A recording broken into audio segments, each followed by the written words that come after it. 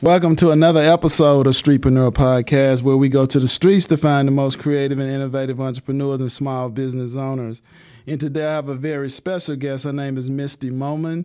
She is the owner of Buttafly Kisses Vegan Treats. How you doing today? I'm doing excellent. How are you? I'm doing great, doing great. Well, I'm glad that you're here. I'm glad that you bought me some special treats. Yeah. I can't wait to try your cupcakes and also your delicious vegan cookies. I'm excited for you to try them too. Oh, yeah, no doubt. So tell us a little bit about your background and what gave you the inspiration to start a vegan bakery business. So I grew up in Southwest Atlanta, and in that time there were a lot of Black entrepreneurs doing their thing. Mm-hmm. You know, business owners, grocery store owners, lawyers, doctors, and that was my first inspiration into entrepreneurship, on top of the fact that my dad owned his own business.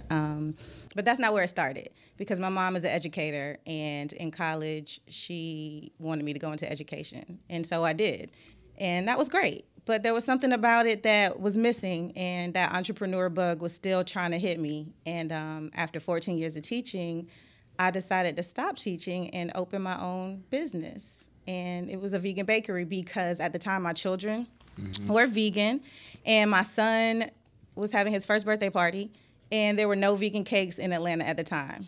What year was this? This was 2004. 2004. Yeah, so it's been a nice little minute. Yeah, you were ahead of your time. Yeah, I was definitely ahead of my time. And there weren't around, so it's not as prominent as it is now. Yes. And so his father encouraged me to bake his cake. And I did. And it was at the daycare. And the daycare happened to be a vegan daycare, which was also ahead of his time. A vegan daycare? I know. You're going to have to explain that. So basically, there's a community in Atlanta. Okay. And they are all vegetarian and all vegan. And they opened up a child care center. Oh, okay. And all of their children went there. And so I put my children there. And they made their own food. They have a restaurant as well. And so they made their own food. And anything you had to bring there had to be vegan. And so so that's where it kind of started, honestly. I made the cake for him. They tasted the cake. They knew I was kind of baking at home, and they asked me to make the cakes and cupcakes for all the children. So anybody who had a birthday, 1-year-olds mostly, they told the parents to call me, and I would be the provider for their cakes. And I was like, oh, this is something. Let me see where this goes. I'm on to something here. Yeah. Yeah. So when did you make that initial transition to, being at home, starting the operation from home, and then making that transition over to, hey, I need to go ahead and find me an actual brick and mortar location to see, can we go ahead and take this to the next level and see, can I get this out to a mass market? When did that transition take place? It took a minute because I was still teaching at the time. Okay. And so I was baking at night. I was staying up late, and I have children, and I was an educator, so I had to be up early. And I was like, this is not, something has to give. So I actually started looking into shared kitchens. And so my first step was into a shared kitchen. And once I got in there, I knew that things were going to change. So it took me about a year later after teaching to make that transition. So everyone was scared, because as a teacher, you're supposed to stay a teacher forever. You're supposed to retire after 40 years of teaching. Yes. And when I started telling people, like, okay, I think this is it, I'm about to start this business, they knew I was baking. Everyone was like, no, just wait. Just make sure you know what you're doing. I was like, no, I feel it. Let's do it. And I didn't sign that contract. And I went into the shared kitchens. I was there for a few years, and I transitioned to a few more shared kitchens after that before I actually opened my brick and mortar. Okay. For those that don't know, just kind of explain what it is when you say shared kitchen. Okay, for people that are interested. Absolutely. A shared kitchen space is a commercially certified kitchen where business owners, entrepreneurs, food makers can come in and create their products. So you kind of allot time, you rent space, and you rent time. So depending on the kitchen, you can have ovens, you can have burners, whatever you need, but it's certified. And that way you can kind of get your product out before you actually have your own space. Okay. And what would you say your clientele base at that particular time prior to finding the your actual first location? And just kind of walk us through this process, you know, on the number of clients that you had, and you're like, hey, this is going to be able to sustain me at the same rate that I was when I was making my paycheck working 9 to 5. Ooh, that right.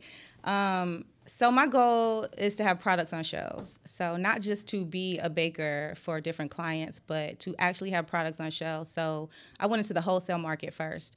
And my first client was the restaurant at the daycare. It's called Soul Vegetarian Restaurant, located in the West End. I'm familiar with it, yeah. And they asked me to put my products in their store. So because I was already in a certified shared kitchen, I went ahead and got my licensing and everything like that. And they were my very first supplier. And then after that, I secured another account and another account and another account. And I'm like, oh, we rolling, you know, let's do it. And now the income didn't match the teaching salary. But as of yet, during that particular time. You said what? But it's on the way. Yeah, as you add more. As I add more, it was on the way. On. But I knew I couldn't continue teaching and doing the caliber. I had to make a choice. I had to take a leap of faith. Just went and made the leap. I made the leap. Okay. I did. And what were some of your best selling items at that particular time to where you are now? Some of your best selling food products. The best selling food products definitely are the cupcakes. Because during that time, vegan cupcakes were not as prominent as they are now, and they didn't taste as good as mine. Okay. I did my market research, and they were decent, but I really worked hard to perfect the recipes over time. So cupcakes and definitely my cookies and my brownies were the number one sellers. Okay, kind of walk us through the process of you approaching a retailer that's showing that you would like to sell your products there. What is that process like? Do you just walk in? Do you set an appointment? Just kind of take us to the steps of approaching a retailer. Absolutely. There are a few different ways. You can cold email a few retailers, but I first do my research. I kind of go to the location to see what they have, to see if it's something that I can even be a part of. And do they not have my product, or do they have something similar to it? And if they don't have it, it's a go. I'm like, okay, so you need this. And I see that you have a vegan clientele, but you don't have any vegan pastries. So you ask for the manager, kind of let them know the business, let them know who I am, give them all my certifications. I'm good to go. Give them my price, points, my wholesale sheet, and send them some emails. And then I ask them for samples next, like when is a good time for me to drop off some samples, and I really make sure to make everything top notch. So I got your packaging, I got your labeling. There's nothing you need to ask me for because I got it for you already. Right. And then we just go from there. Okay. And what would you say your initial startup cost was for the business? The initial startup cost was probably about $25,000. And that includes your equipment and the actual contract for the lease agreement for the building, and it was blessings, honestly, because I just slowly started piecing my bakery together. The locations I was in, they closed. And the people who were owning them moved out the country and was like, well, I'll sell you my mixer. I'm like, okay, I don't know why I would need a mixer because I'm in a shared kitchen. I was just using yours, but I'll buy it from you. Yes. Next person, I moved to a next kitchen. They closed their whole kitchen and sold me her warehouse, sold me her tables. Just a blessing. There's just one opportunity after another. Opportunity after opportunity started coming together. Next thing you know, I looked up and I had a full bakery, worth of equipment. Had no idea why I was getting it over the years. Just was like, okay, I'll buy it. Okay, sure. And it was perfect because once I got into the brick and mortar location, it was plug and play. There was nothing I needed to purchase because I had ovens, I had refrigeration, I had mixers, I had tables, and boom. So when you look back on hindsight, I was like, wow. Let's kind of break down the marketing side of it, the marketing and the advertising. How do you attract customers? Right now, it's Instagram, definitely word of mouth. Our wholesale and retail accounts really get a lot of customers in because they'll tell me, oh, I saw your products here. Oh, I've tasted your products here. Oh, okay, you have an actual location. Okay, we can come and get it. So right now, that's really the main bulk of everything that we're doing. Okay. And what are some of the challenges that you faced opening up your operation? Ooh. I know there were many, but just kind of narrow it down for some of the challenges that someone can expect to encounter as far as opening up a vegan bakery business? That's a really good question. I think the main thing, honestly, is letting some things go. Because when I first started, I did everything. I was the baker, the packager, the labeler, the deliverer, every single thing. And in order to grow, you're going to have to kind of delegate some of those things. And I think the hardest thing to me was to allow other people to bake my products. Because quality is really important to me, and I really wanted it to be what it was. And in order for me to grow, I had to hire people to do that because I was not going to be able to do it all. So that was really challenging for me, is to really let it go, to really allow them to bake, and to make sure that everything was up to standards. On top of the number one thing is financial security and financial support. Just finding the money, we got to generate it, but as soon as we generate it, it goes right back into the business. Yes, it does. Right. Did you acquire funding, or did you seek bank financing, or family and friends, or how did you secure financing for your business? Once again, these blessings are amazing. Grants started falling out the sky. I applied for them, but it was like grant after grant after grant after grant just started flowing my way. And at the time, I wasn't using the money. I just kind of pulled it together because it was flowing so well. And I used that money to really get me to where I am now. Before that, it was recycling. Like, money goes in, money coming out. Okay, we're just going to use this money to do this. But once the grant money started flowing, I was like, oh. You were able to expand. I was able to expand, absolutely. And how do you handle motherhood as far as juggling motherhood and entrepreneurship? I know it can be tough. I know the children have events that they want mama to attend, and how do you kind of handle those situations? Absolutely, it can definitely be challenging. I appreciate my children because they really understand how hard I work and the things that I do. So they know that I'm going to be late. They know that I'm going to come home late. I might miss something, but I make every effort to do what I can. I have a really good team. My mom is excellent, and she helps out, and their dad helps out where they can to kind of give me a little break here and there. But those Saturdays were tough because I would be gone all Saturday, and I just felt so bad because I wasn't able to do anything with them or have fun or attend anything. But they were really cool. They were helpful. They helped me not have that mom guilt. That's wonderful. That's good. A lot of people don't have that support, so that support base that you have. So let's kind of break down and just talk a little bit about customer service. I know that's a big topic right now in the Atlanta area especially. Yeah, it is. And let's talk about your customer service to keep your customers happy. And just tell us what some of the strategic efforts that you use to make sure your customers remain happy and remain coming back through the doors. I know that's right. Absolutely. Just looking at even my Google reviews and the reviews that we get, the first thing they mention is customer service. I make it a point to make everyone feel welcome. As soon as you walk into our location, you get a hello, a hey, a hi. Welcome to Buttafly Kisses. How are you? Is this your first time here? And so if it's your first time here, we kind of roll on that script. If it's not your first time, I'm like, okay, you know what to do then, But I think customer service gets people in the door, and it keeps them coming back. When they feel comfortable, they feel like you kind of go above and beyond. I actually had a client yesterday come in. I've seen her before, but she took one of our samples, and it's just a little sample cookie, and she asked, like, is this something that you sell? I was like, well, not really. I was like, what are you thinking? She's like, can I get a dozen? I was like, well, yeah, let me bake it up for you real quick. I'll bake. You got 10 minutes? She's like, yeah. And she was so appreciative of that. So I think it's the little things, making people feel like you see them, you understand them. You know them by name. And they love that. Say, hey, and it keeps them coming back. Okay. Let's kind of break down the ingredients and some of your food suppliers. Where do you purchase some of your ingredients, and which vegan food suppliers did you use to bake your products? Okay. From our fresh ingredients, I really make it a point to go to our local farmers. Okay. I have a few partnerships with the local farmers around the city of Atlanta, and I make it a point to kind of source from them so that we can keep sustainability flowing throughout the community. Fresh ingredients. Yeah, keep the ingredients fresh. And for the most part, we have to order in bulk. Okay. So we do a lot of bulk orders online from like Webstaurant and places like that. And then I partner with another retailer that I have my products in, and I source a lot of products from them, and they're a natural foods market. So that really helps. I think it kind of keeps all the cash flow going. Yeah. But like you said, it's fresher. Okay. Let's get into the money. Let's get into the money. Let's talk about the money as far as profits are concerned. Okay. What's been some of your best months that you increased your revenue, or you've just had the good month versus the bad month? So just tell us a little bit about your gross as far as monthly revenue. This month actually was really good. I just looked at it, and we were up at least 180%.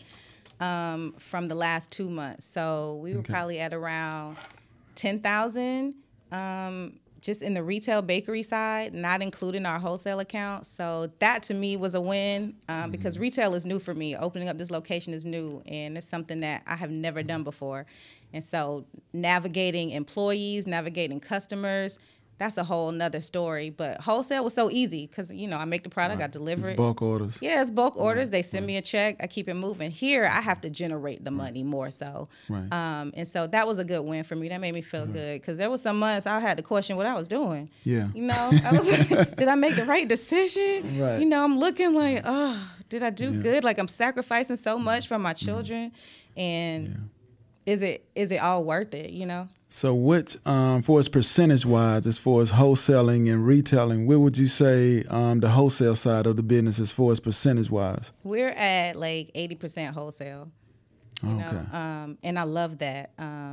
Retail is slowly increasing, but in my mind, I look at it as a business standpoint. It's like you really, you know, my mom always told me not to put all your eggs in one basket. That's true. You know, if I have all of my business coming from one location or two locations, what happened when they shut down? You know, I mean, COVID was a whole next story. Like, they weren't buying as much during that time. Some stores even closed. And so if that's my only source of revenue, that taught me a lot. I was like, oh, we got to... You're in trouble. Yeah, I'm in trouble. We got to do something else. So I made it a point to start to kind of have that different 7 streams of income, but in my business. Like, what else can we do? Because if this falters, what are you going to stand on? And I think that's important. I think a lot of people or business owners really kind of get that one-way train of like, this is what we're doing, but you got to kind of pull from other different avenues with your business to make sure that you're going to be covered either way. Right. Do you ship orders? I haven't shipped yet. A lot of people ask me. I just haven't figured out how to ship cupcakes yet. But I definitely want to do cookies. My Rice Krispie Treats are our #1 seller. So I'm working on that. That Shopify account is looking really good. Looking really good. As far as packaging, I see your logo and your brand and everything. First of all, who came up with the name? I came up with the name. I like the name. Thank you. I definitely like the name. So you came up with the name and your packaging and everything. Are you planning on placing the product in major retailers? Absolutely. Such as Walmart's or... That is the goal. The goal is to hit up these big box retailers because there are no vegan desserts that you can go and pick up. You know, you can go pick up a dozen cupcakes at Walmart, Publix, Kroger, but they're not vegan. And that's my goal, is to be in that marketplace and dominate, honestly. Like, I really, the main goal is to be the vegan version of Lil Debbie. Oh, okay. You know, so everywhere you go, you see Buttafly Kisses products. You can get cookies, cakes, cupcakes, brownies. You got cake box mix. Like, the sky is the limit. Yeah, for the product line. Yeah. As far as scaling the business, what are some of the new ventures that you're currently working on that you have in mind for 2024? All right, for 2024, the goal is to secure more wholesale accounts, to really scale up to the next level as far as our accounts. So that's looking into Whole Foods, that's looking into Sprouts. We're working on a product right now that we're developing so that we can really push that product line. And it's because I have so many, but just really focus on this one product and get that one out to the masses. How many wholesale accounts do you have now? 8. 8, that's wonderful. Yeah, a lot of people don't have that. Leave us with some words of inspiration for any upcoming entrepreneurs out there, or aspiring entrepreneurs, or vegan bakery owners that are interested in growing their business to your level. Just tell us what kind of advice can you give them? The advice I can give is to be open. Be open to the process. You know, sometimes we have one way that we want to do things, and I know for me, my business has changed throughout the years, but stay focused. Stay focused, be open, and stay true, and don't be afraid to fail. You know, don't be scared, because if you are, you're going to stay in one spot. You're not going to grow. But don't be afraid to put yourself out there and really go for it. If that's your dream and that's what you want to do, then nothing should be able to stop you. Even if it's challenges, even if it's roadblocks, you'll be good. That's true. We want to thank you for coming out to the show, and I definitely enjoyed you. And I think my listeners are going to learn a lot and take a lot of advice from the information that you've given them so far. And we just want to thank you for coming out. Thank you for having me. And please subscribe to the channel. Don't be afraid to definitely let us know and leave a comment in the comment section about what you thought about this interview today. And we want to thank you, Mistye, for coming out. Thank you. Thank you.